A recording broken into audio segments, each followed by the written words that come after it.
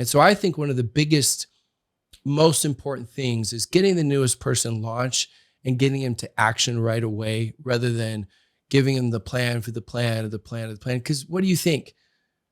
They're going to go study the 50 ways that your comp plan, because I know your comp plan is the greatest comp plan ever, everybody's is, right? And they're going to go study that. And they're going to go watch this video and that video and that video. You think they're going to come back a week later and be more excited? They're at their emotional state at the highest point right now. Mm-hmm. And this is the best way you can take advantage and help them when their emotional state is high. Because every hour that goes by, tick, tock, right? It drops, till eventually there are no more drops. Welcome to the Excellence Project. My name is Eric Worre, and today we have a conversation with generic network marketing trainer and good friend, Rob Sperry. We're going to talk about a range of topics. He has a view of the world as I do in network marketing and how we can do better. So with no further ado, let's jump right into my conversation with Rob Sperry. Rob Sperry, how are you? I'm doing great, my man. Yeah? How's your voice? Oh, you know how it goes when you do like 8 straight hours of training here and there, you lose it and it gets shot. I do. You got to tell everybody before we start. Rob, as a generic trainer, as a lover of the network marketing space, as ambassador to the profession, we're going to get into all that. Where network marketing is, where the field is, where companies are, and what the next few years looks like. That's where I'd like to end up. But before we start, you tell them about this morning. Wow. Well, let's just say you don't accidentally take NyQuil instead of DayQuil. For those of you that are international and maybe you're like, what's NyQuil? NyQuil is, think of night, NyQuil. You're supposed to take it at night and you accidentally take it in the morning. So all of a sudden I'm driving and I'm like, geez, I feel like I'm going to black out. Do I need to pull over? I get to the parking lot and I park and then I fall asleep for 10 minutes. And then I set a timer for me to wake myself up in 10 more minutes. And then I wake up and I've got like my hands. I'm like, am I tripping? My vision's like blurry. My hands look swollen. I don't know if my hands are swollen or not. So I sent a photo to my wife and she's like, you should call poison control. And then she lets me know that I took NyQuil instead of DayQuil. So I'm like, well, I got to have some caffeine to counteract. And then I drank 80 ounces of water and stuff. So Eric said he's going to ask me some crazy questions because he feels like, you're going to be vulnerable and totally honest. You're taking, to get your voice to recover, you were taking. And then I did that once, same similar thing in the morning, driving my kids my son to school at the time. It was like, I didn't figure it out until the next day, because I came home and went to sleep. So we'll see if you make it through this conversation. I predict you will. You might not remember it later, but we'll at least have the recording. I'll make it through. I might not remember it later. That's correct. Yeah, we'll have the recording to be able to talk about it. So you traveling around the world, doing a lot of things for the network marketing profession. What are you seeing? Yeah. Right now, what am I seeing? Yeah. How would you describe this year, the state of the field, the state of the companies, the profession as a whole? Yeah. What does the landscape look like to you? I look at it right now and I started in 2008. And so 2008, right, we had the Great Recession. And I felt like that was the last time we had a huge influx of new leaders that came in. And I was always taught where there's great tragedy, there's great opportunity. So I come in and there's all these people that come in and all of a sudden we had 16, 17, the whole VEMA, FTC. And even though they're back, right, it's like not really, like they shut them down and everyone started panicking and they went from focusing on distributors to customers. Whereas when I started in 2008, my mentor taught me, he's like, customers, like just lose their phone number. Right? Which is bad, but that's what I was taught. And all of a sudden everyone started panicking. They're like, okay, we got to focus on customers. At that time, it was like, if you had 10 distributors to one customer, that was incredible. And then it started shifting, and all of a sudden you started seeing it be the opposite of a 5-to-1 customer distributor. And then crazy companies are like 30-to-1 and 50-to-1. And then we have, you said 10 customers to one distributor. 10 distributors to one customer. You yes. 10 customers to one 10 customers to one distributor. Yeah, got it. Yeah. So you start seeing this like transition, and all these things start happening, and everyone starts panicking with the FTC. And we got to create more customers. And then we got to create a better customer experience, because now we got Amazon, right? It's like everybody's expectations, shipping's free, and one click, and all these different things. And so I think it helped improve the industry tremendously. Now we see what happens with COVID blip. Everyone's checks just went through the roof. And when I say everyone, I know I'm generalizing. There were some people where it didn't, but most people's checks went through the roof, right? For that 1 year. Yes, 1 year. And then the opposite happened. People's checks went way down. And for the product-based companies, and I like to quantify like $50+ million companies, because if you're a new company, it's tough to really have data to go off of. But I'm seeing they're down like 30%. But they're not talking about it with each other. Off their peak? Off their peak. Yeah, because a little bit of there's a narrative that you can tell. There's pre-pandemic, the spike during pandemic, and then where they are today. Yes. And many of them are at the same place that they were pre-pandemic. Yes, correct. They are today. But you can either say we were solid and stable through all of it, and we gave everybody a bonus for 1 year during the pandemic, or you could say we're down 30% or 40% and panic off of that spike. So I talked to one of the $1 billion companies, and they, for all of their data and all their forecasting, they don't even count those 18 months. So smart. They remove them because they were a false spike. So for all of their forecasting, everything else, they don't even look at it. They don't count. Which is smart, because so many leaders right now are looking at that peak and they're saying we're down. They're like, but as you're saying right there, it was a spike. And so a lot of them are panicking, and they think it's just them. And so with social media, right, they start looking around and they think everyone else is crushing it. And should I switch companies? Should I quit? Should I not quit, right? Quit their company. And should I switch because things aren't as good and it looks like they're absolutely crushing it, when in reality, now they're back to where they were.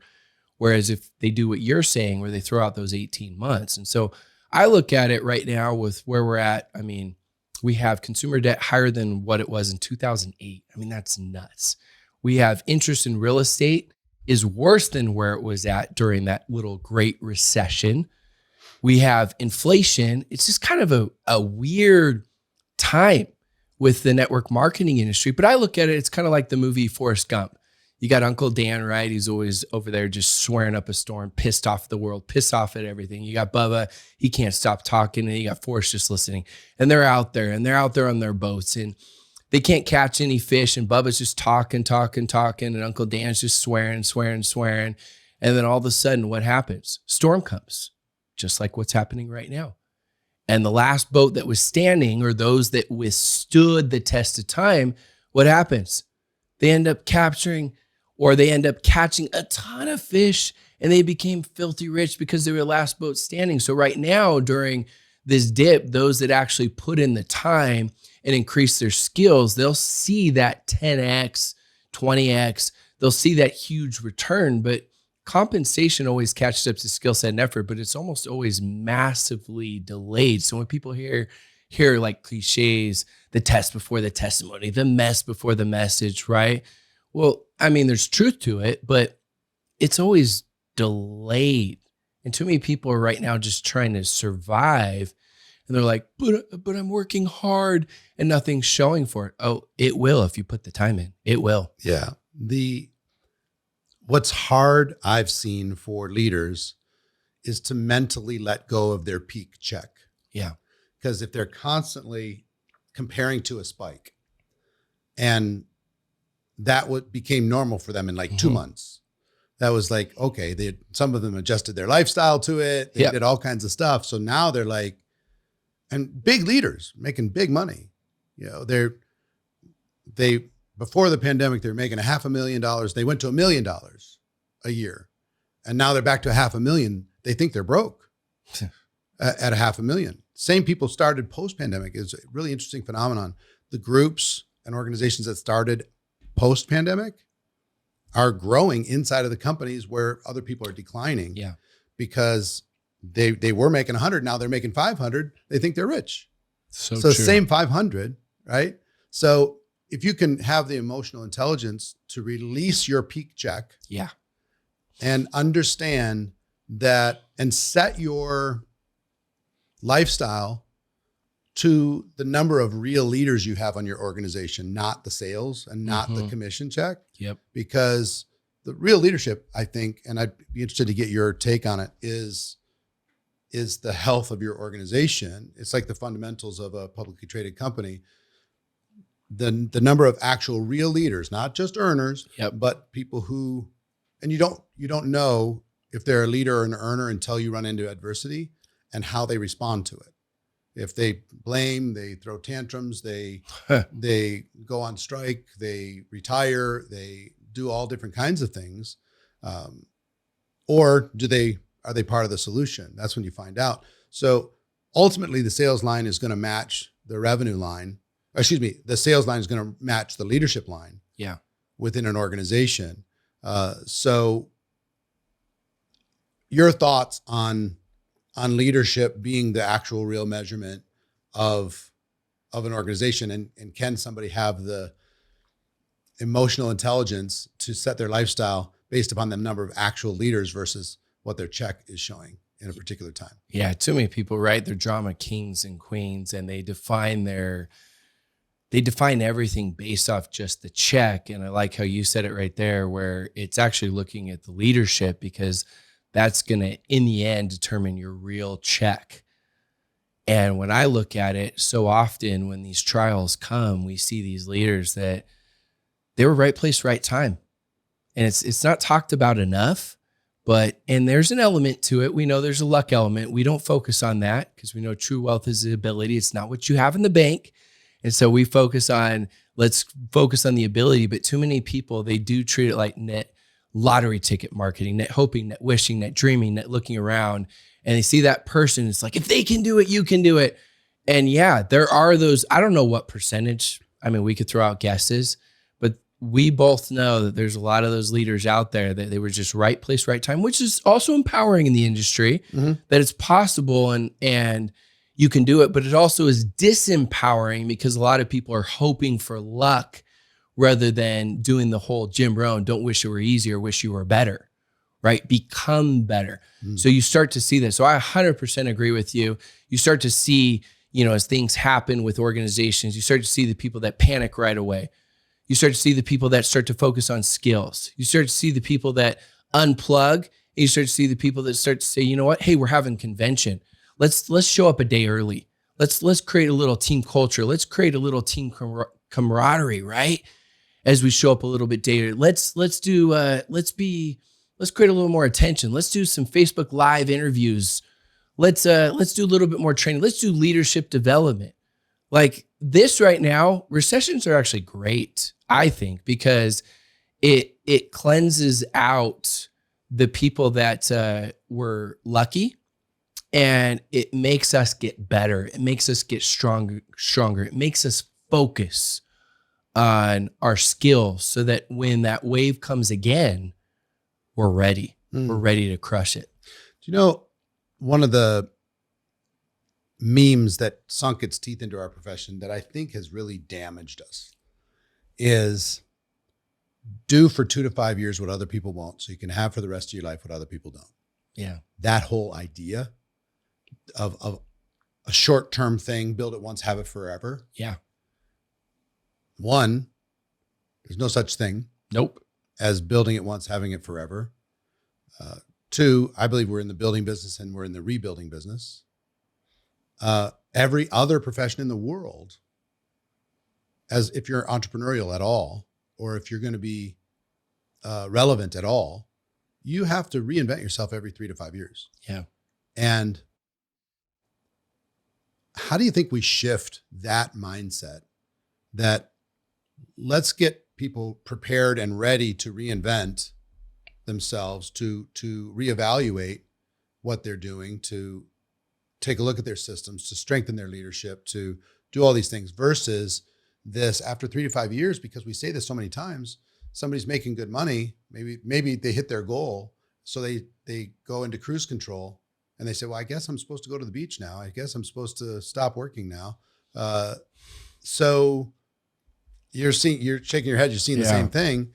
How do we shift this mindset into a more empowering mindset of entrepreneurialism and reinvention and being able to adapt and pivot, because there's more change coming? You and I both have, everyone does, people that are more successful than us. And you look at your friends that you know that are billionaires. How many of them are retired? None. Retirement means you don't have to work. It doesn't mean you don't work. Tony Robbins says his definition of happiness is progress. And I remember you saying years ago, like, let's get the money part out of the way, right? Let's make a ton of money and let's get the money part out of the way. And then after that, it becomes that journey of progression. And so I look at it and I say the same thing for network marketers of it's selling a false dream.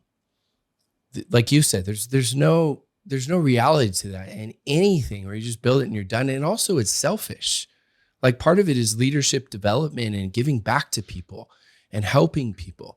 And so maybe you're not as plugged in and you're not working as many hours and you're being more like a sniper. You're being more deliberate on how you're spending your time, and maybe you're reinvesting back into your business and you figured out what that core rank, as you talk about, is, and you're doing some sort of incentive trip with them, and you're investing into these emerging leaders and stuff like that. But I think it's so critical that we teach that retirement isn't that you don't work, it's that you don't have to work. But I would hope as you start building your business that you look at it more as something that, you know what, like I want to. Now you still have times and seasons. Like I remember was it last year, year before, where you're traveling, on your jet all over Europe, and you guys got this like yacht, and it was amazing. I mean, how long was that? I don't know. I don't know how long. What do you mean? What was the length? You guys were gone for 30 days? Oh gosh. 60 days? Yeah, something like that. Yeah. And you're enjoying life. You're not retired. You're still working, but you have times and seasons. Yeah. And I look at that and that's great. That's the dream. And my mantra is die with memories, not with dreams. And so I like to focus on creating as many memories as I possibly can with my kids and with my family and with my wife. But at the same time, I understand that definition of happiness is progress. Right. Yeah. The interesting thing, here's the contradictions that we deal with in our business, right? First one is this. We say join network marketing because you want to get time freedom and financial freedom. Yeah. And the path from 0 to 100,000, you don't have any of that. You don't have time freedom and you don't have financial freedom. It's very fragile. True. It's all on you. And you're looking around and say, where's this duplication stuff? Because it doesn't really show up on the path to 100,000. It starts to show up between 100 and 250. Yeah. You start to have some people that are working with or without you. So yes, the ultimate goal is time freedom, financial freedom. So you don't have to, but the price you have to pay in order to be able to get to that thing is, in my opinion, an all-in philosophy. There's a season. I love seeing young people get involved because, in your 20s, it's time to grind. In your 30s, it's time to grind. Grind. Just go. Don't be afraid of hard work. Don't be afraid of rolling up your sleeves and doing things other people are not willing to do. Yeah. But once you get to a certain level, and now I'm speaking to the people who are at 250 or above, now you can start to design a life, right? So build a life that includes your business that you don't need a vacation from. Build a life that includes fun and entertainment, lifestyle. So it started for me, designing the life was we'd go to instead of just airports and convention centers or hotels, whatever, we'd go to some exotic location, but we'd get out of there right away. So now, during that stage, I started to just go in a couple days early, maybe stay a day late, and just see, wow, Italy's amazing, or wherever I am in the world. So starting to kind of create these little moments and design things around your loved ones and design things around your kids. At first, there's tremendous sacrifice to be able to get to that space. I don't think you can, it might be my limiting belief, but I see it difficult for a person not to break through and get to a full-time income without a big sacrifice of time, energy, effort, investment of their emotional. Well, that was the most impactful training that you ever did for me. That it's like, those things that's common sense, you just know, but then someone says it. When you talked about the blitz, and I don't even remember what you called it, but you showed how no one's ever accomplished anything great without going all out crazy, like all out crazy. And you showed, it's like, and I'll give examples of it. Like if someone says, I'm going to make 5 new invites every single week. Well, if you compress all of that into 1 month, you would have more success and made no new invites the rest of the year. Now, of course, we'd rather have both consistency and blitzing, right? All out sprinting, all out going nuts. But you do that, and you talked about the credibility you create, the story you create, the energy. All of a sudden people are coming in, and people all the time are talking about balance. And it's like, it's a myth. It's impossible. You have a brand new baby, right? You're not going to be balanced. You're going to med school. You're not going to be balanced. You start a brand new business.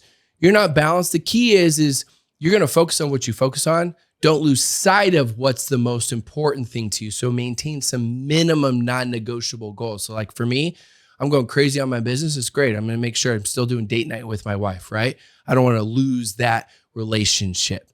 I want to make sure that I'm doing, if it's whether it's spiritual, whether it's whatever it is, like you can create some minimum goals so you don't lose sight of yourself and what's important.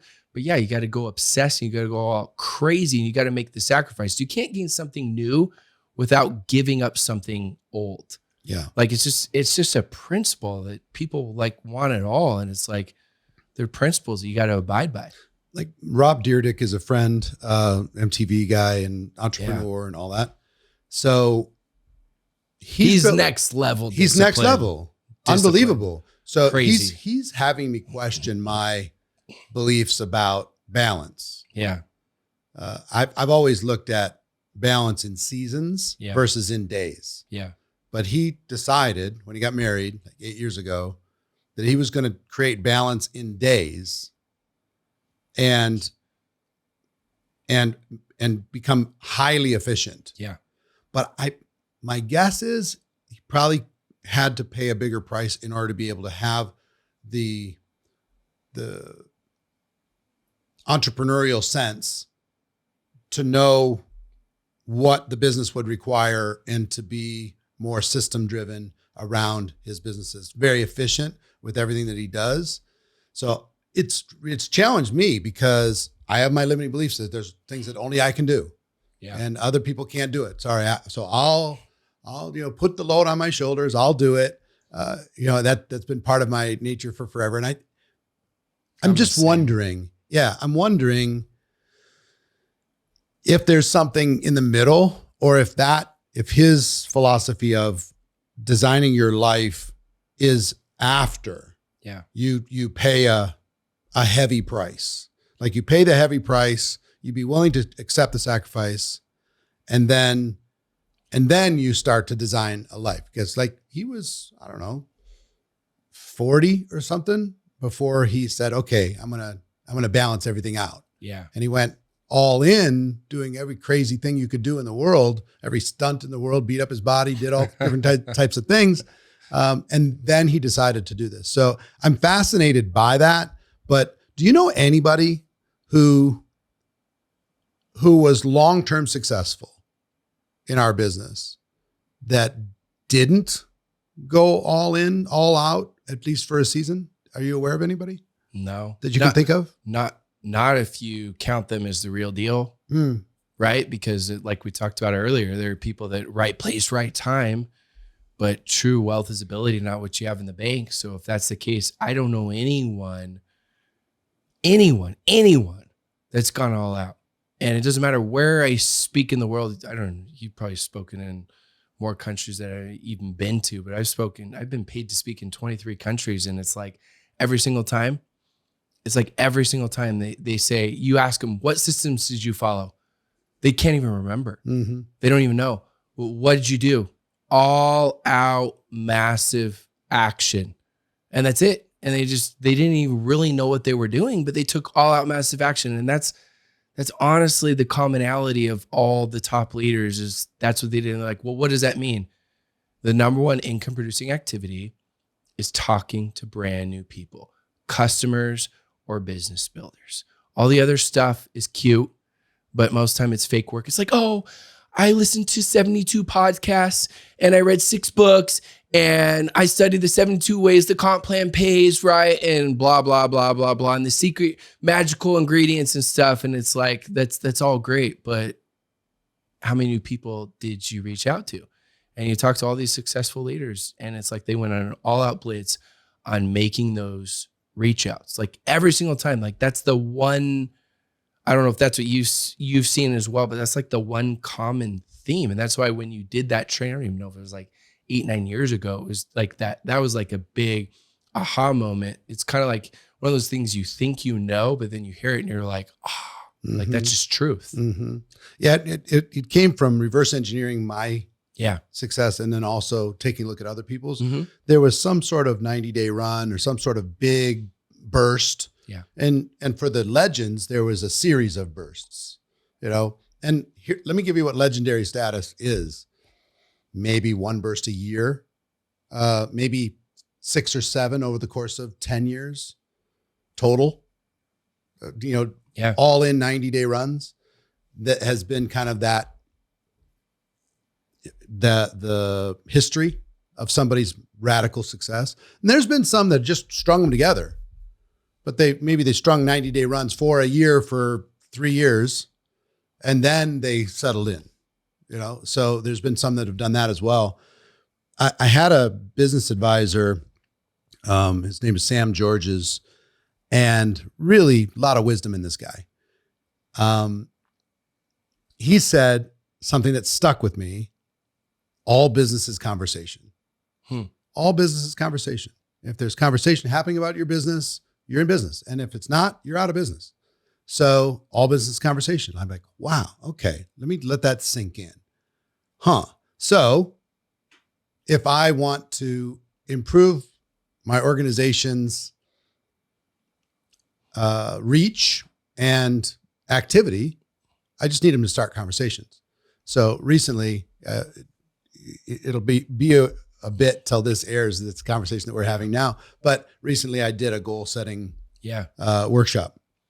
And part of it is we did a live conversation challenge just for 20 minutes.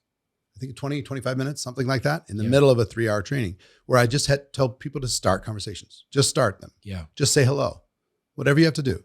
And we had 20,000 people on this training and 100 conversations each in 20, 25 minutes. And I asked them, how many of you have done more conversations now than you've done in these 20 minutes than the last 20 days? How many than in the last 20 weeks? A lot of them. They're like, yeah, I just did. And they were like giving me all their questions. So what do I say? Say what you would say. Forget that forget that you have a business for a while. Just start the conversations and you'll wait for a moment in the conversation where it'll pivot. You can pivot to product or pivot to opportunity, but just start the conversation. So in 20 minutes, we started 2 million conversations. Jeez. As a group. I was going to ask you to do the math for me. 2 million. 2 million conversations in 20 minutes. And all of them are and so the reason why I did that is now their phones are going to be blowing up for 3 days with people responding. Yeah. And they can take their time and respond to those people. And now they just have something going. And instead of a time of year or distractions or holidays or anything getting in the way, now they're kind of forced into continuing these conversations as best they can, muddle their way through. Yeah. Right. It's kind of like, I like to say be a networker first and a network marketer second. Mm-hmm.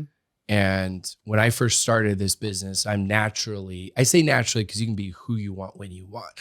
I'm naturally more of an introvert. For me, my idea of a great convention would be let's send each other reels and gifts and emojis from our hotel room, right? But I enjoy people. I love people, but I like the close friendships. I'm very loyal. And so, network marketing at first, it's like, oh my goodness, like all these like extroverts, it felt like, but then I started learning there's a ton of introverts inside of network marketing.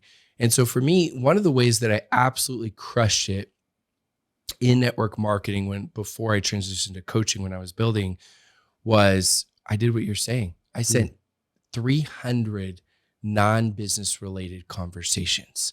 And people were like, well, is that like fake chit chat? I'm like, no, just be a good human being. It's their birthday. It's their anniversary. There's a post, right, that you see that you like and instead of commenting on it, shift it to Messenger, the DMs, or someone you haven't spoken to in years. Like people make it so complicated. Well, you have a hidden agenda. I'm like, oh, everyone has a hidden agenda. I had an agenda when I started dating my wife, right? Like I wanted to get married to her. My kids want to ask me for like crap food and stuff. They have a hidden agenda. So my hidden agenda at that time was, if it makes sense to them, I want to show them how to make more money and have incredible products or services. Like, get over it. Like hidden agenda. And if they say no, so what? Right. Who cares? Just be a networker first and a network marketer second. Yeah. And the other thing is, make sure that you are friendly and nice to people, even if they're not a prospect. Yes. Because how many people, like, you're willing to be their friend while they're a prospect, and as soon as they say, you know what, it's not for me, then they'll never hear from you again.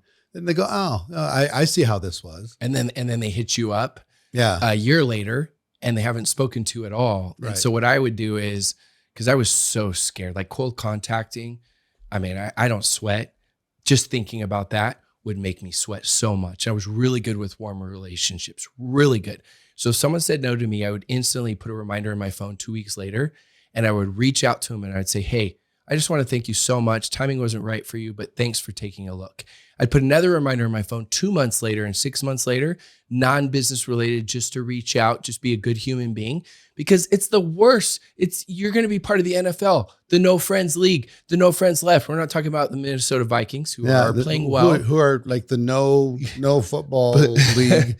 But we're not having a year. But we're talking about like the people that are like, they hit you up and we know you're givers. And you know you're givers, but you're being perceived as takers because they say no. And then you don't talk to them for 18 months. And then it's like, hey, are you ready now? And they reach out to them again. It's just be a networker first and a network marketer second. And I got to pull this up. I want to show you something or read you something. I think I saved it. How do you find saved stuff in your like Instagram feed? Do you know? Instagram. Yeah. It should show. Where do you find save? Go to the top right. Top right. And then it should like have on archive the options saved. Saved. Here we go. There you go. Yeah, I started creating a collection now. Different collections for things that I want that are saved. I gotta find this. So good. Did I not save it? I must have just sent it to somebody. So annoying. But it described you're like an extroverted introvert or something. Like if the following things happen. No, I don't have it here. I sent it to somebody, but I didn't save it. Doggone it. Anyway, so I will tell you, I'm introverted too. Yeah. Having cocktail party chit chat in the neighborhood, at the country club or something is not my cup of tea. I can't wait to get out of there. If it's meaningful, I'm all in. Yeah. I mean, if it's purposeful, it's all in. If it's interesting, the deep connections you love. Yeah. The surface. It's like, how's the weather? I'm like, yeah. Or talking about neighborhood gossip, or what do you think of what the HOA is doing? Like, who cares? I don't care. I really don't. I mean, can I get out of here now? And for Marina, it's worse because, she's hanging out with the wives who are typically, I don't want to be judgmental, but they're typically partners to entrepreneurs, or to business guys. Yeah. Typically. So she's like, you got to get me out of here. I mean, I'm going to lose my mind. You guys got your code words. Yeah. Let's go. So in the idea of conversation, not to make it oversimplistic, but if people just increase the quantity, people ask about quality or quantity. My opinion is you need to do quantity first, get the feedback from it, learn from it, and then you can improve the quality. You get a feedback loop, right? But I talked about this yesterday. I think you have to be willing to be embarrassed. You have to be willing to be humiliated. You have to be willing to not be prepared. You have to be willing to do it messy before you're ready in order to learn, because the learning comes from the doing. What have you seen out there when it comes to people's resistance to quantity or resistance to maybe putting themselves in a potentially embarrassing situation? Yeah, I mean, it's really, they're lying to themselves because they say they want quality. In reality, it's the fear of judgment. It's the mother of all fears. Think about it. You remove human beings and you don't have that fear of judgment. The fear of judgment, the mother of all fears, really all the other fears that are mental fears. We're not talking physical fears. I got a fear of heights. That's totally different. We're talking like fear of success, fear of failure, fear of rejection, fear of missing out. You remove human beings, you don't have those fears. And so for people, it's like, oh, I just want quality. Like you can't go become a professional pianist because you just watched 1,000 YouTube videos, right? You can't become Michael Phelps because you just watched all, these YouTube videos of Michael Phelps swimming or someone like that. Like it's learn, action. It's learn, apply. It's the la principle. And too many people, especially in network marketing, are the broken know-it-alls where it's learn. And then it's apply. And in their minds, they're used to trading time for money. And so their association is, oh, well, I work 60 hours this week. Yeah, but how many brand new invites did you make? 2. I mean, are you kidding me? So when we hear the 10,000 hour rule, like Andres Erickson, you've heard it, I've heard it, Sure. We've all taught it, right? The part people miss is this. He says in his study, deliberate practice. I played semi-pro tennis. I used to coach tennis. We got to play pickleball. Now I'm playing pickleball. Love pickleball. Fun. But how many people did I teach tennis and I saw them out there for 10 years and never got any better? A ton, because they didn't have deliberate practice. And so 10,000 hour rule is you got to start out with quantity first. And then with the quantity, you fail forward faster, because massive success means that you had massive failures. And from that, you get feedback.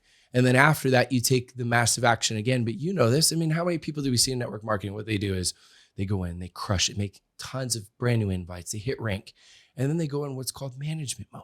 And they try to get everybody else to do what they once did. And then they leverage their credibility and their rank, but they're not doing anything anymore. And they hear speed of the leader, speed of the pack, and they think it's cliche and they don't follow it. And then wonder why their organization isn't doing well. And they say, we're in massive momentum, but they don't see anybody new on the Zooms, right? They don't see anybody new in the Facebook groups. And all they're doing is now they're trying to go for quality and trying to get everyone else to do what they once did. And it's like, look, you still have to take the massive action and deliberate action. And then from that, you're going to get feedback so that you can improve the quality of it, but it never replaces the quantity, ever. Yeah, it's so interesting. The whole process of having a different mentality, because failure is punished almost all your life. If you mess up in front of your friends on the playground, you're going to get mocked and ridiculed, and you're going to be isolated. You might even get bullied because of it, whatever. If you fail a test or you fail a grade, it's like the ultimate humiliation, right? If you try something in a job and you fail, you can get fired. Yeah. So you have all of these things that kind of don't fail, because if you do, don't get embarrassed. Don't be humiliated. Don't put yourself in risky situations. And now they come in here and we're saying, I'm a big believer that there's no good experiences. There's no bad experiences. Mm-hmm. In business, there's just learning experiences. Okay. So do you learn more from success or failure? What's your experience? What's a better teacher? For me, failure. Yeah. I think for the whole world, failure will teach you more than success will. And yet we don't want to have any. It's true. So when we don't want to have any, we avoid failure, even though it's the best teacher. We don't learn that much from success other than false illusions that we're special or amazing or whatever. So we actually need to fail more. If you want to be entrepreneurially successful, you need to fail more. You need to be willing to put yourself out there and handle it. Just deal with it. Don't treat yourself so seriously. Don't treat, if you make a mistake, I screwed that up. If I can succeed with this, anybody can. I don't have the answer. Let's go figure it out. Sorry, I said that goofy, sorry if I made you uncomfortable. I'm still trying to figure this thing out. Just move on. Yeah. And a lot of people are unwilling to put themselves in embarrassing situations because they have PTSD from on the playground, being picked for the team and failing in front of their friends and never getting picked again. They just, don't want to repeat this failure behavior. So how you train a lot of people and you help them get past their fears and you help them get out of fear and into action. A lot of people paralyzed out there. What's your best approach? What do you find works best to be able to get people out of paralysis and into action? Yeah, I start out with having them list all their fears, mental fears. In the middle, I have a circle and they list out all of these different fears: fear of judgment, fear of success, fear of failure, fear of missing out. And if they say fear of judgment, I don't write it. I just keep going. And then in the end, I put fear of judgment in the middle and I go through that whole process of mother of all fears is the fear of judgment. Because I think awareness is the first thing. We got to at least have an awareness of it. And then after that, I teach them, as you're talking about there, that it's part of the process. It's the one thing I wish I would have known sooner and more clear is how important failure is to the process. It's like the most important ingredient, right, to any recipe, that whatever your best cookie recipe ever, right? It's like, if there's an ingredient, that's the most important ingredient. And for me, I was a very successful tennis player. I was ranked number 1 in Utah. And so for me, it was like, I was always trying to only do something if I felt like I could do it really, really well. Like in my mind, I was allergic to losing, as I would joke around. I'm like, I hate losing, but I love competing. Right. And I know you're competitive in everything you do. You understand. Sure. And so it kind of scared me unless I felt like I could be great at it. But I'm like, but how did I become great at tennis? I mean, no matter how good I was, I'd just play a better tournament and I'd lose and I'd lose and I'd lose and I'd lose. Even though I won a lot, I'd lose and I'd lose and I'd lose. And so it taught me, and I'm like, I got to take that same recipe to network marketing in all areas of my life. So I like to give people perspective, first awareness, then after that perspective, and say, look, if you want to have more success, you got to fail forward faster. And when they understand that process, that it's like, oh, wow, like that makes sense, then all of a sudden it's like this big aha moment. And it's simple, but successful people just do the basics better. That's it. And so all we're trying to do is always give people perspective, because you can't crush your business unless you're making those new invites, which is overcoming fear to do that. And you think about it, how do you get better at inviting, following up, closing, handling objections? All the stuff is, you just got to actually do it.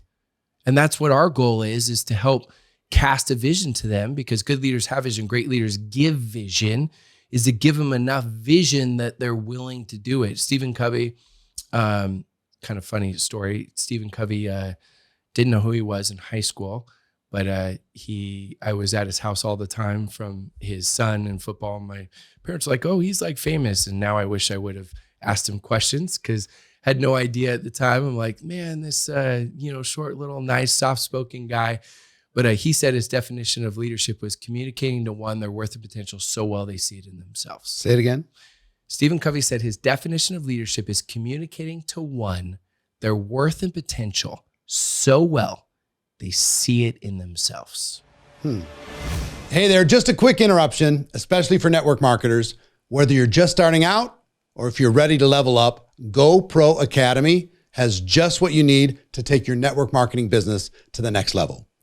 Get step-by-step training on how to get started or restarted the right way, and then get everything you need to earn 6 figures or more and become a network marketing pro. To learn more, just visit goproacademy.com. I've helped millions of people learn how to recruit, tens of thousands of people to reach 6 figures, and I've personally helped more than 1,000 people achieve 7-figure incomes and above in network marketing. I can help you too. Head to goproacademy.com today, and I'll see you there. Interesting. So awareness, step 1. Yeah. What's blocking you? Creating a different relationship with failure. Yes. Mentally. Embrace it instead of run away from it. Be okay to be uncomfortable. Let me ask you this. Was there anything, because there's a meme going around in the world that drives me a little bit nuts. But let me ask you this.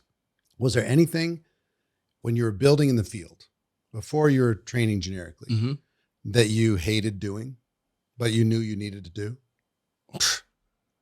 Making new invites. That was the most? I mean, I don't know if you were different. Maybe you were, but everyone's like, when did you overcome your fear? I'm like, I just did it. Yeah. There was just never like, I reach out to someone and a friend's like, I can't believe you're doing that. It felt good. Right. I was always had a little bit of fear, but I was willing. That's the key word. But I never liked making new invites ever. Why did you do it? What caused you to do it when you didn't like it? My fears on a scale 1 to 10 were a 9.7. My goals, dreams, and ambitions were a 10.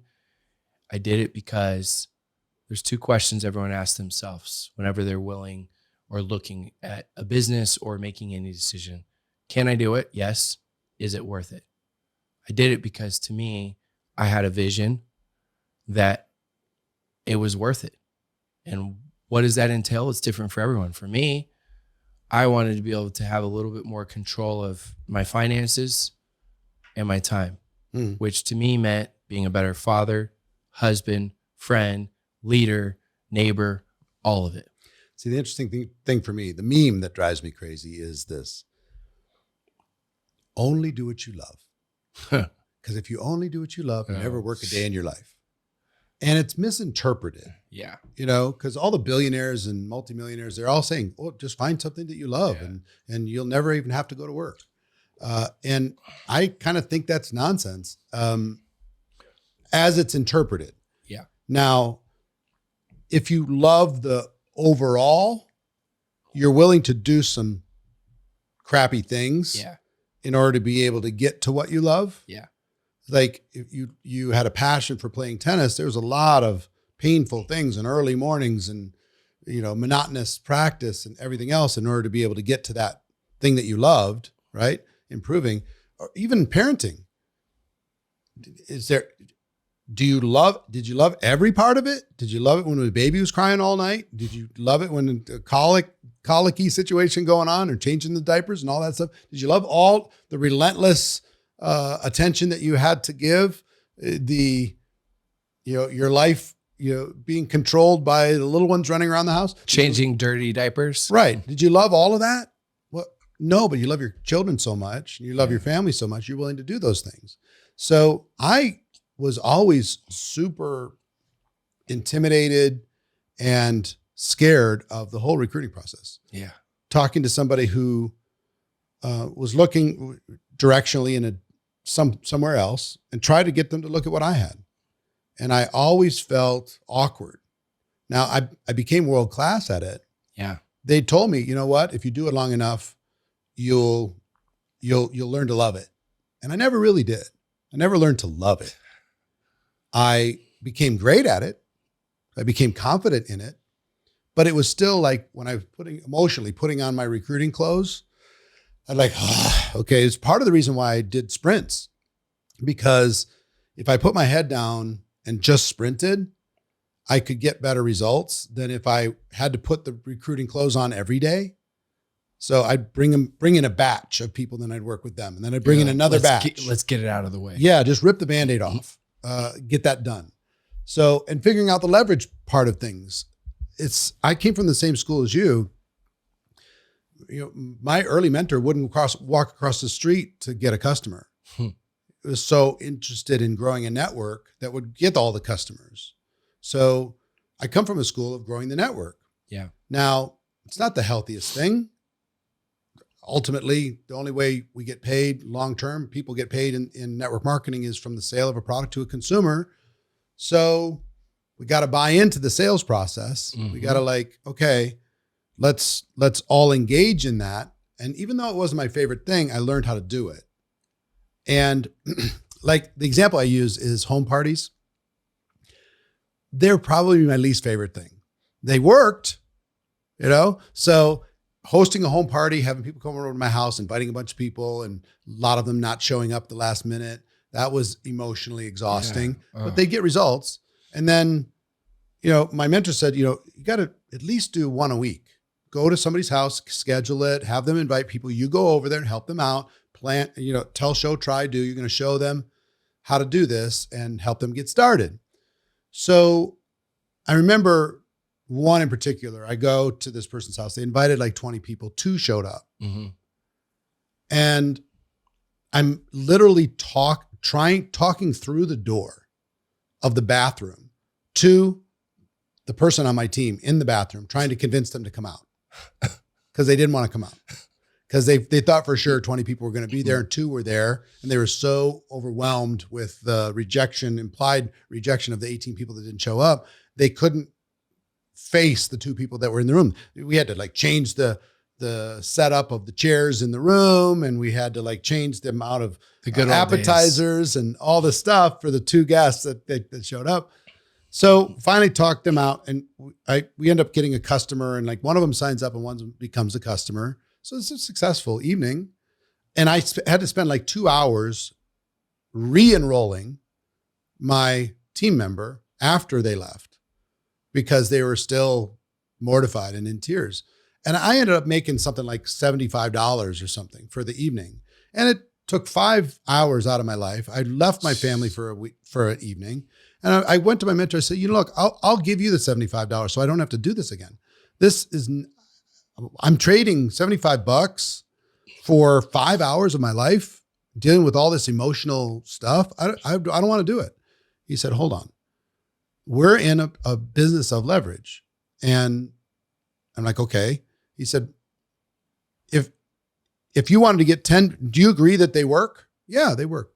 Do you get customers? Yep. Do you get distributors? Of course.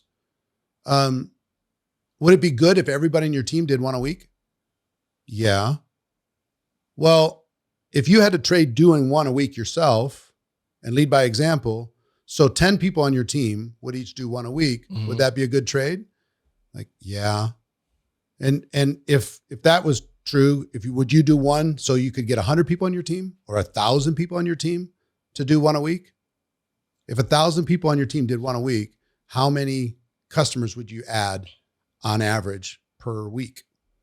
It's at least 2,000 customers in a week if you had 1,000 people doing a home party, and probably averaging, let's say half a distributor for each of those 1,000. So it'd be 500 distributors and 2,000 customers a week. Will you trade your 5 hours of discomfort in order to be able to lead a group of people doing that? And I was like, yes, I will.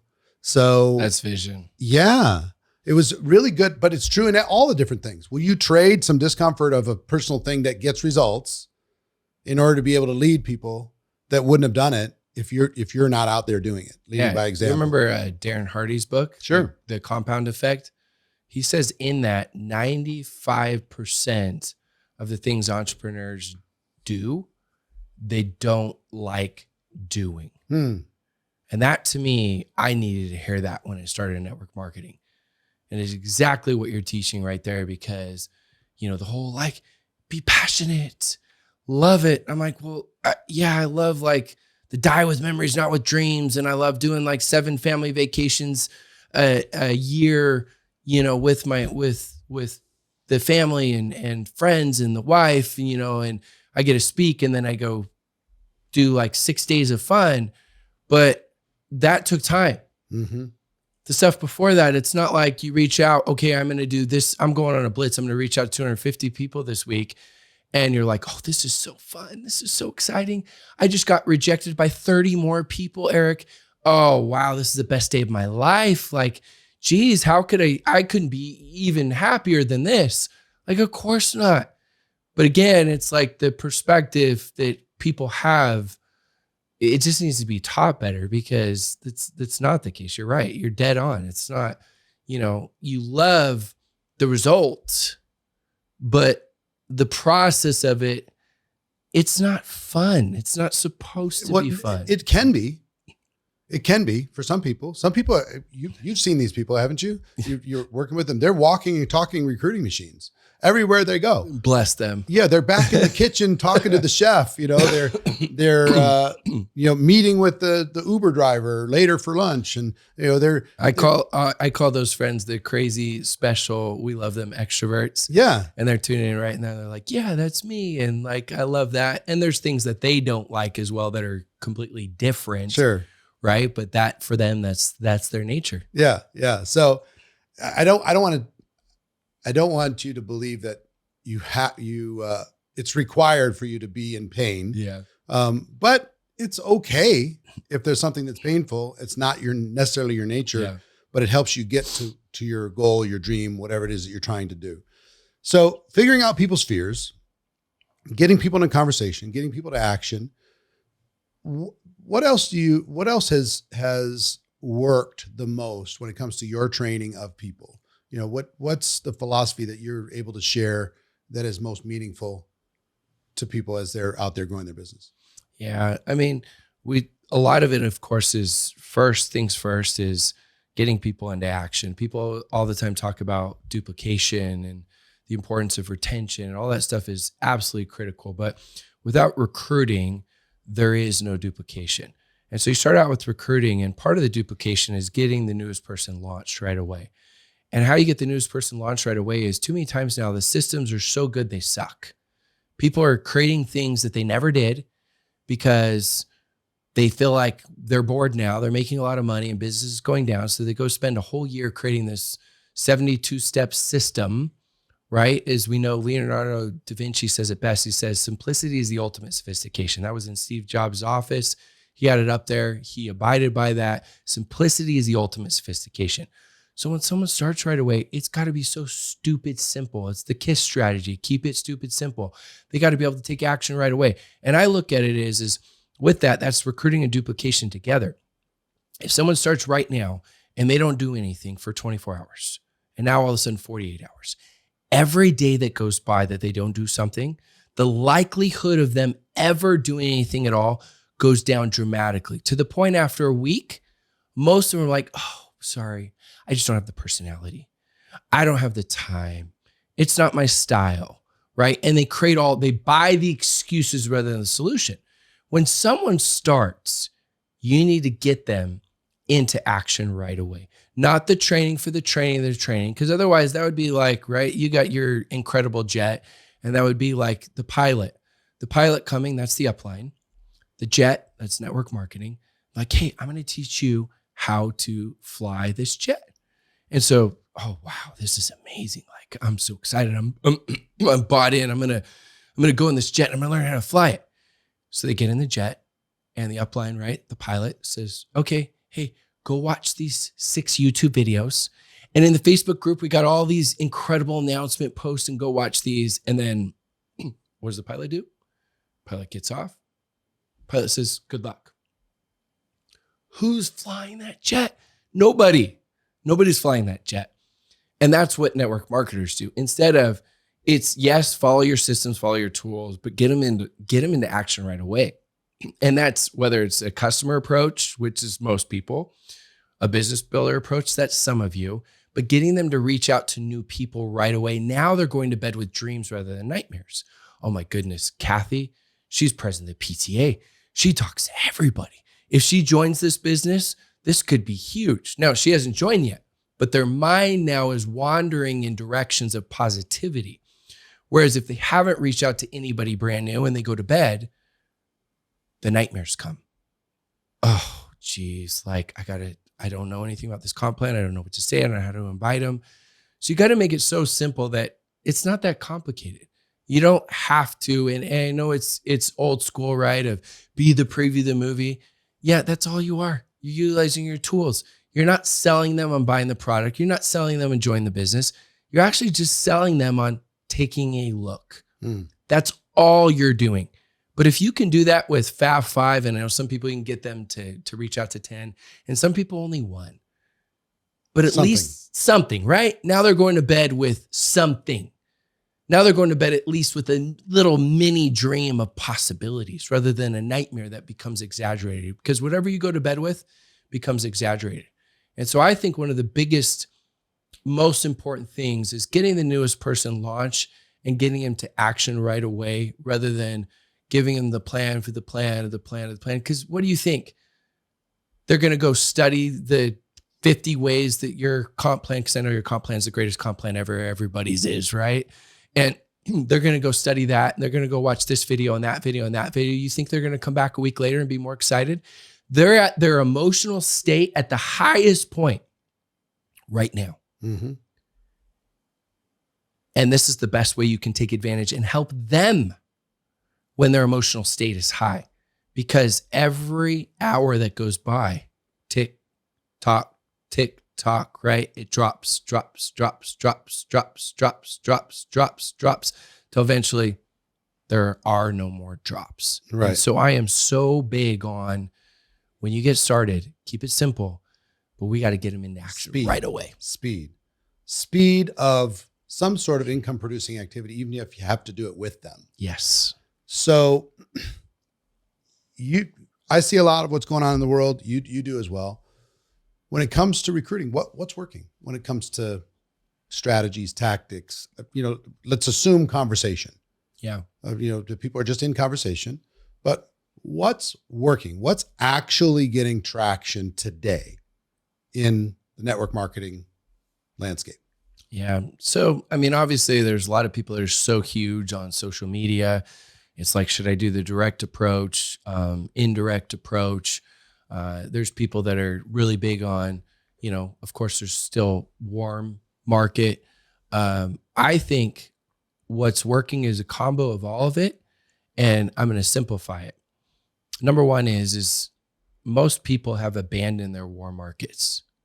It's crazy. Like they'd rather reach out to somebody that they have less of a shot of them saying yes, and they don't know because it hurts less. Mm-hmm. And I do it all over the world. I say, okay, pull out your phones right now. And they do. And I say, go through, doesn't count if they're on your team, but go through your first 50 contacts. Tell me how many people you've reached out to in the last 6 months. Without fail, it's like 95% of the room hasn't reached out to more than 5 or 6. And they're like, jaws drop, like it's like a big shocker. And I'm like, look, old school timeless principles they're timeless for a reason. Mm-hmm. These are people like, if you're so passionate about your products and your services, like, why would you not reach out to these people? Like, it shows a level of your belief system and your commitment. And so I always start there.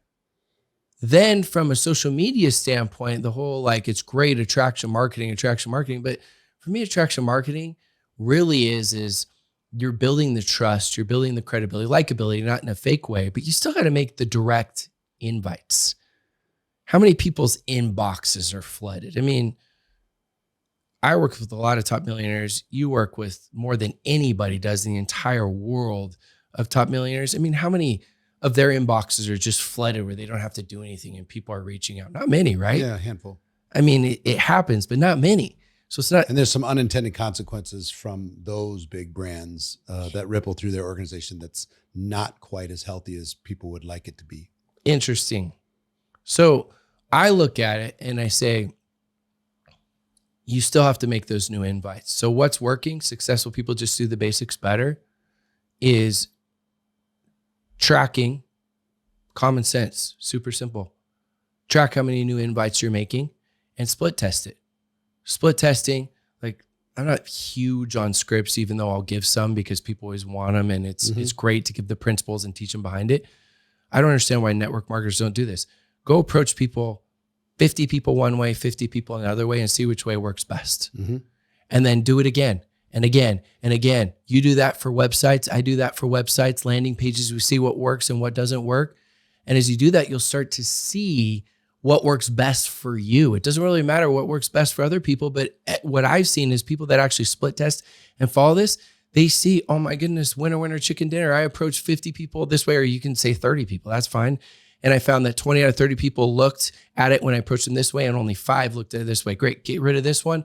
What worked here? Let's recreate this right here. You do it over and over again. You'll create the very perfect script and recruiting way that works exactly for you, that's customized. In person or online, what's trending? Face-to-face, belly-to-belly versus online. So, pre-pandemic, there was a ratio of online, which was still a majority, but a lot of face-to-face, belly-to-belly, in Starbucks or living rooms or meetings, lunches, stuff like that. People would get together. And pandemic hits, it went all online.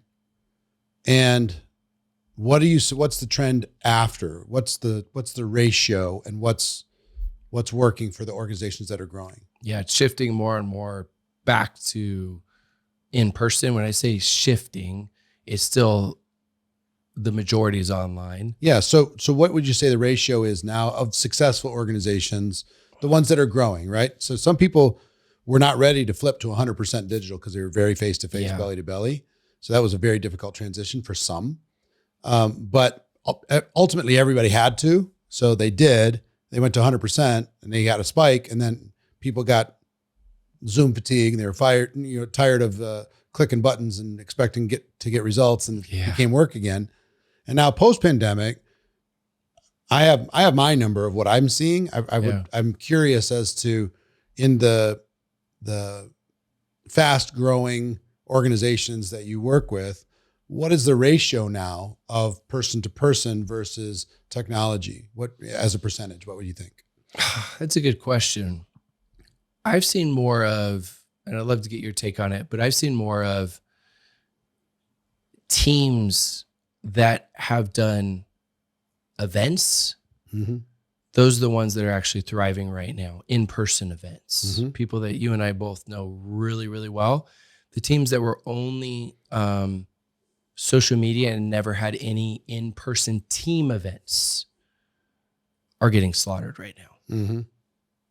And so I was more of looking at it, not so much from a prospecting standpoint, more of from a team culture standpoint, because we know companies that were massive, but when they would have conventions, nobody would show up because everything was online. And now they're seeing that they're getting crushed. Whereas we know companies and also teams. And crushed again in a bad way. Crushed in perspective, was crushed off of the peak that was an artificial peak. So they're down from the artificial peak. And they might not necessarily be down. Correct. From their base. Correct. So. But even people that are. Some people have held that peak closer than others is what I'm saying. And the people that have held the peak, I mean, people that you and I both work with, that they're doing team events with 700,000 people, and they've continued to do those team events. And so the ones that I've seen that have done the best are the ones that, not so much, I'm not talking prospecting, are the ones that have had an offline culture, an event culture. But the companies and teams that don't, I don't know of any that are established. There's no metric to go off of newer, but are established that have done well. So my answer to that is about the healthy balance today is about 20% in person of time, coffees, in living rooms, lunches, connecting human beings. So to build relationship, that's 20%, 80% still digital, Zooms, group stuff, And I would put the 20% into company events, destination events, team events. Yep. Little group trainings in a city, get-togethers, that type. Even people getting together around the holidays or getting together in the summer for, kind of a family reunion type of a thing at a park in a city, and everybody's just hanging out with their families. Those organizations are much stickier and are growing much faster. Those that are resisting face-to-face, no, I don't ever want to go out of my house ever. They're having difficult times. Yep. Tell me how do you define a leader in that? What are the characteristics of a leader, in your opinion, in network marketing? You work with a lot of them and you help a lot of them try to become better leaders. How would you define it? Lead through influence, not through title. And part of influence is law of the buy-in. Leaders are willing to give credit. Those that are leaders of leaders, because they're leaders of followers, and it's almost like they first get there right, and it's like they need all the credit. But when you become a leader of leaders, you're willing to give credit. It doesn't always have to be your idea. You're willing to get the law of the buy-in. Leaders, when you say law of the buy-in? So when you have an idea, rather than just make it your idea, you start the process and plant the seed. You say, hey, look, like for example, let's say we're talking about, I want to go on a run, right? Whatever it is, doesn't matter, 90 day, 60 day, 30 day run. Let's just say 30-day run. Like, hey, I was listening to Eric and Rob and let's go on a run. I want to do a 30-day run. What do you guys think? And as a leader, you probably have some ideas of what you want it to be, but rather than just throw everything out and make it just yours, you go to your top 10 leaders. If you're a leader of leaders, right? Whatever that number is, just use 10 as an example. It depends on how big or small your organization is. But also depends on how many real leaders you actually have, which we're talking about right now. And you say, I want to go on a run. Listen to Eric and Rob and let's go on a 30-day run. What do you think we should do in this 30-day run? You see, if I'm a leader, of course, I've got all the ideas and stuff, but I want them to buy in. People commit to what they create. And so if they're not part of the creation process, they're not as committed to it. So as a leader of leaders, I'm going to plant the seed, but I'm also going to ask questions and get their law of the buy-in where they come in and they give their feedback and their insights. But you have to be a little careful though, as to how much you open that door to everybody's crazy ideas. Of course. So there's this balance between having such a strong vision that people are inspired by that vision. Yeah. People are motivated by that vision. They're ready to step into that vision, be a part of that vision. And what I've also seen is if you're like, hey, I'd like to do this run. What do you guys think? 100%. That some disempowering things can show. You have to like craft, here's the vision. Now, how could we be most successful with this? Figure out a way to get the buy-in, but not give up your visionary tools. So it's going in the direction that you want it to go. Yes. How do you do that without like manipulating people? Yeah, for sure. I mean, obviously, how big are your leaders, right? Mm-hmm. How many leaders do you have? Where are you at? Where are they at? Different things, dynamics. So if I look at it, I'm like, I'm a great leader and I've got some really good leaders, and I'll say, hey, look, I want to go on a 30-day run. Listen to Eric and Rob. I got some great ideas for this. I think it should be 30 days. And I'm going to give them some structure, some things I see from it. So I'm going to give them more ideas. Mm-hmm. And then after that, I'm going to ask them, what about all of you? What are some other ideas that we can do? When do you think we should do it? And so I'm going to get their buy-in on it. Yeah. So I'm going to give some structure, and the more, depending on where they're at, I got to give them a little bit more, right? Yeah. For example, if you're absolutely convinced that you need to do a team event, you don't want to put it to a vote to the team. What do you guys vote? Should we do a team event or should we just do a Zoom? And you know that the face-to-face event is going to create a different result, but they might not be comfortable with it. You don't want to make it like a democratic thing. You want to be visionary. 100%. Doing this now.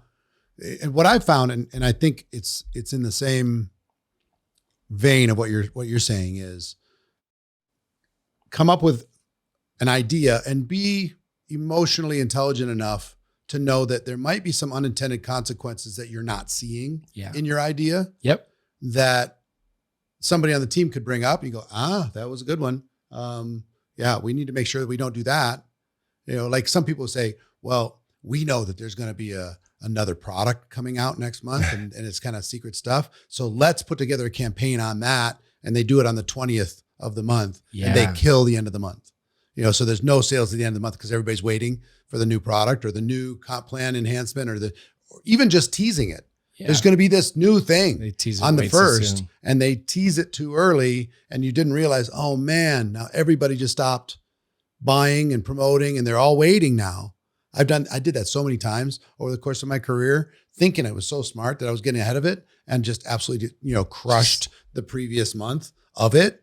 Or you go so hard and you have nothing on the other side of a promotion so you have the dip that comes after a big promotion. You didn't have another project on the other side. So reaching out to your leaders as strong as they are and kind of vetting it to see if there's any unintended consequences, some blind spots you're not seeing.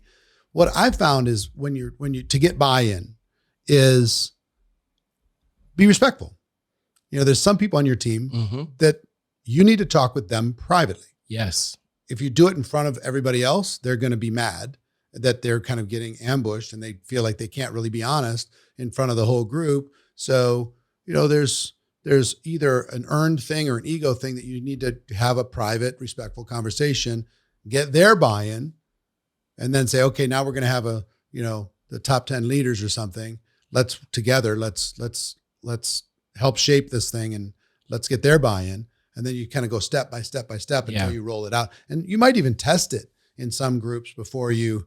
Well, the two words that you've said that you should probably do a 2-hour, 3-hour training on this. Maybe you already have it. Emotional intelligence. Yeah. I mean, that honestly is maybe one of the hardest things to teach, but as a leader, that may be one of the most important topics where you think about all the top leaders that and I know, like that emotional intelligence. It's like one of those things like you have to think so deep on how to describe it and understand it. And like this situation is this because every situation is so different and takes emotional intelligence. And that's as a leader, that's one of the top things, right? Needed inside of network marketing. Yeah. And here's the fine line of it. You have an idea that you think is going to work and there's some dysfunction inside of your team and you don't want to challenge the dysfunction because they're producers. Yeah. Right. So you're worried about challenging the dysfunction, but you want their buy-in on this particular project that you're working on. So you go to them and they basically hold you hostage. Like you need to essentially approve my dysfunctional behavior if you want my buy-in. You got to put me on stage when maybe I didn't earn it. So there's a list of demands that need to be. So how do you not empower bad behavior and at the same time get buy-in, right? How do you figure out the balance of these There's things? no playbook. There's not really. I mean, the one part of it, I think, is recognizing dysfunctional behavior and challenging it early. Yeah. Respectfully and compassionately. Yes. Most of the times it comes from bad programming and you don't want to embarrass somebody if you can help it. So if something shows up that's dysfunctional, private, respectful, compassionate, talking about behavior, not about the person, challenging that. So it doesn't, you're not rewarding bad behavior over and over and over. It's very difficult to do, especially when somebody's a producer, right? Yeah. So having the emotional intelligence to do that when they're producing, you feel like you're going to risk some of your sales if they take it the wrong way and not, being emotionally intelligent enough to talk about the behavior, not the person. And then when you need some buy-in for something, a project or some system or philosophy or event, how do you balance that all out without, and if you open it up too wide, then those people jump into that breach and it becomes, it's like layers upon layers. Yes. Layers. So emotional intelligence, figuring that out, the balance of that. And I would just say, everybody, you got to learn from mistakes, be willing to try things, get feedback.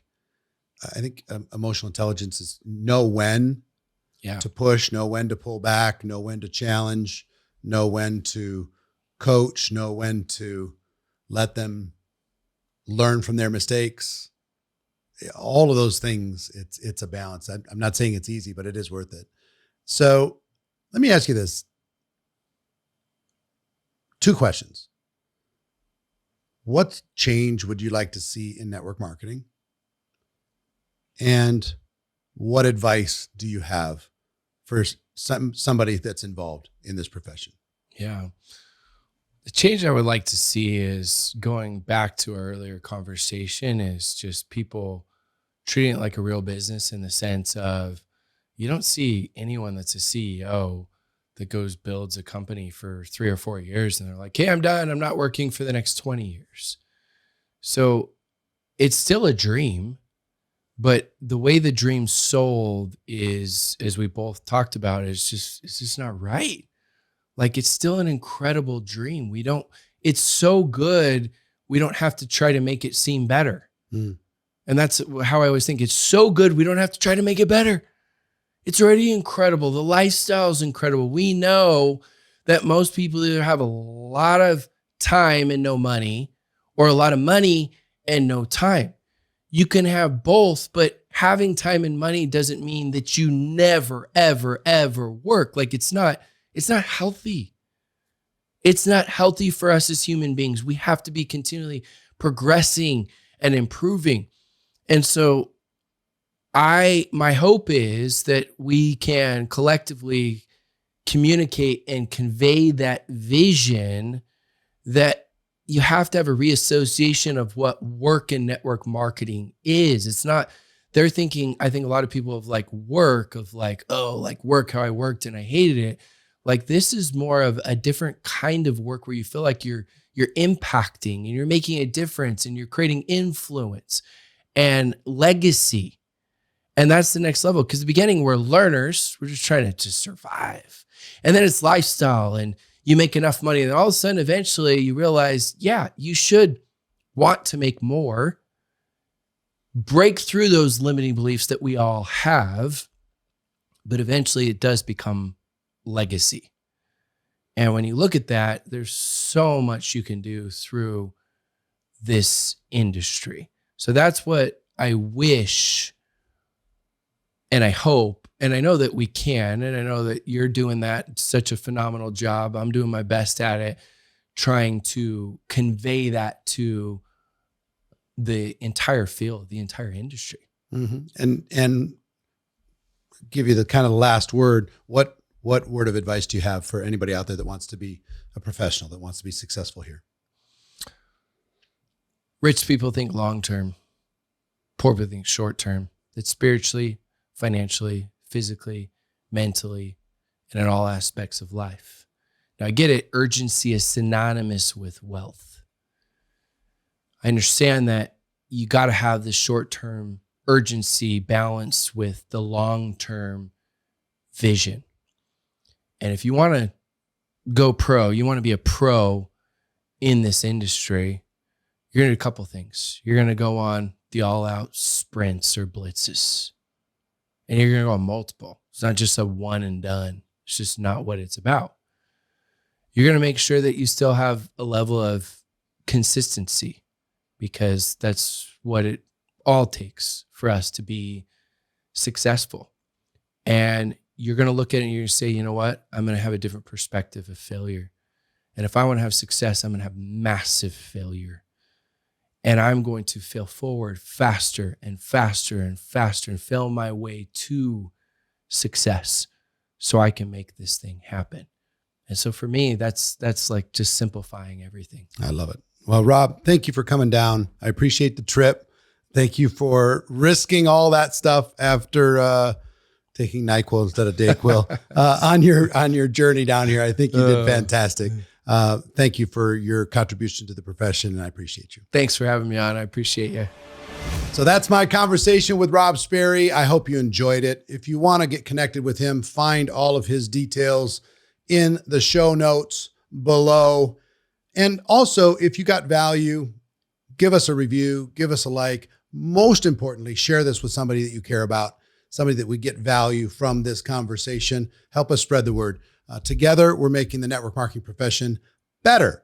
So thank you for your contribution. Thank you for your support, and I'll see you next time.